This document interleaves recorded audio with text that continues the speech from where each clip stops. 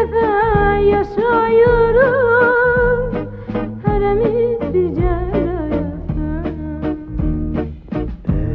Seni sevek ki bu sevgi ömrümüzü, bu sevgi ömrümüzü nurlandırsın, isitsin kışta, baharda da, yağışlı gündüzlerde, zulmetli gecelerde.